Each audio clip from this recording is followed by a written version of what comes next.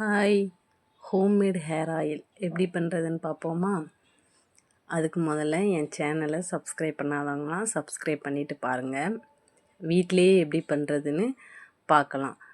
அதுக்கு ஒரு பாத்திரத்தை வச்சு மிதமான சூடு வரவும் அதில் எண்ணெய் ஊற்றிக்கோங்க. செக்கில் ஆட்டின தேங்காய் எண்ணெய் 1/2 லிட்டரு வாங்கி வச்சுருக்கேன் நான். அதை ஊற்றிட்டு லைட்டாக சூடேறவும்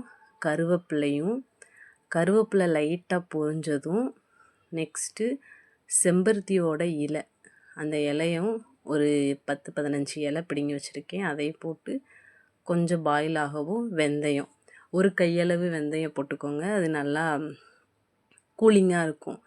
நெக்ஸ்ட்டு நெல்லிக்காய் ஒரு கையளவு, நெல்லிக்காவையும் போட்டுட்டு நல்லா கொதிக்கவும் லைட்டாக கிண்டி விடுங்க. கிண்டிட்டு ஒரு 10-15 செம்பருத்தி பூ, அந்த செம்பருத்தி பூவையும் போட்டு நல்லா எண்ணெய்க்குள்ளே மூழ்கிற மாதிரி போட்டுருங்க.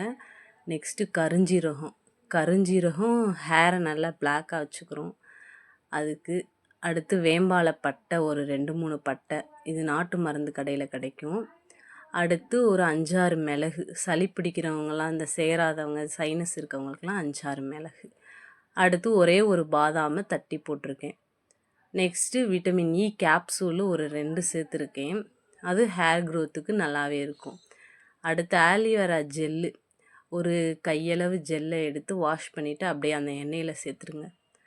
அதை சேர்த்துட்டு நல்லா ஒரு காட்டன் துணியில் வடிகட்டிட்டு அந்த வடிகட்டினதை ஒயிட் கண்டெய்னர் பாட்டிலில் ஸ்டோர் பண்ணி வச்சிங்கன்னா 6 மந்த்துக்கிட்ட நல்லாவே இருக்கும். அதுக்குள்ளேயே 1/2 லிட்டர் தீர்ந்துடும்.